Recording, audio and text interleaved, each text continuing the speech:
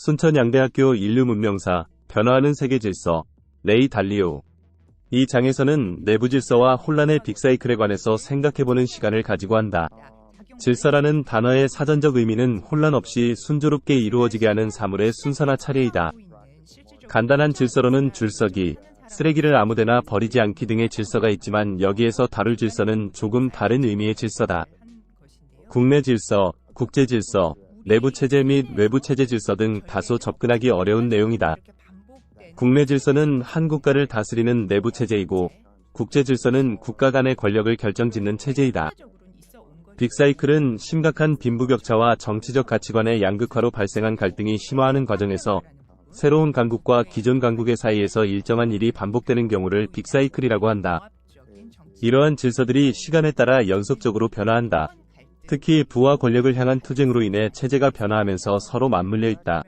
부와 종교, 이념에 따른 변화도 있지만 큰 변화를 가져오는 부분은 경제활동 등 부와 관련된 것이다. 현재 국제 정세를 보면 강대국인 미국은 쇠퇴하는 단계이고 중국은 정점을 향해 올라가고 있는 것을 볼 수 있다. 미국이라는 강대국이 왜 이런 현상을 보이게 된 것일까? 미국이 쇠퇴하는 상황을 보여주는데 그렇다고 미국이 당장 경제가 어려워지고 국력이 나빠지는 상황으로 바로 가는 것은 아니고 미래에도 여전히 미국이 선진국 자리를 유지할 수 있는지 하는 미래의 미국 상황에 대한 것이다. 내부 질서의 사이클은 크게 6단계로 나누어진다. 1단계는 새로운 질서가 수립되고 참신한 지도자에게 권력이 집중된다. 내란이나 혁명이 발생하여 새로운 지도자가 발생하고 그에 따른 주도권을 잡는 시기라고 생각할 수 있다. 이 시기 지도자는 권력 통합형의 지도자로 혼란을 잠재울 수 있는 지도자가 필요한 시기다. 이 단계는 자원 배분 체계와 정부의 관료 제도가 수입되고 치밀해진다. 안정이 된 후 평화로운 시대가 시작되기 때문에 초기 번영 단계라고 한다. 이때는 토목 기사형의 지도자로 모든 사람에게 도움이 되는 시스템을 설계할 수 있어야 하는 사람을 뜻한다.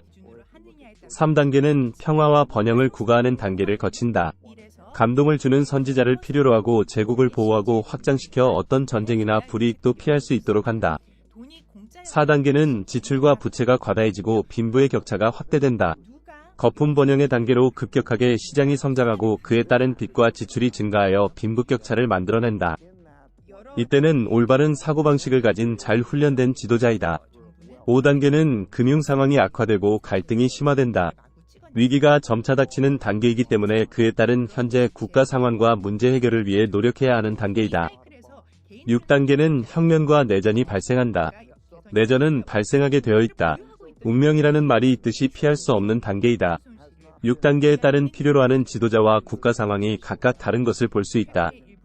빅사이클 단계 중 5단계에 대해서 좀 더 자세히 알아보면 5단계의 경우는 6단계 중 가장 복잡하고 해결하기 어려운 단계라고 생각된다. 이때 발생하는 여러가지 상황들은 향락적 소비, 관료주의, 포퓰리즘과 극단주의, 계급투쟁, 진실이 사리진 언론 그리고 희미해진 준법 정신과 원초적 투쟁 등의 상황들이 존재한다. 위의 6단계는 과거의 사례를 통해 구성한 꽤나 사실적인 내용이다.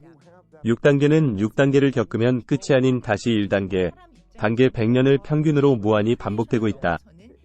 하지만 사이클을 거듭할수록 점차 성장하는 것을 알 수 있다. 여러 나라에서 발생하는 공통적인 현상으로는 내전과 혁명이 발생하면 기존 질서가 철저하게 바뀐다.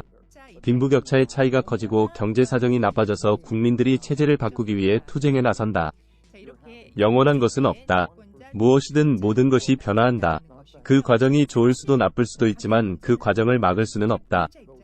하지만 현 자신의 상황을 알게 되면 그에 따른 대처 방법이나 늦추는 방법이 있기 때문이다. 가장 좋은 방법은 상황에 잘 적응하도록 끊임없이 내부 질서의 체제를 개혁하는 것이 가장 좋은 방법일 것이다.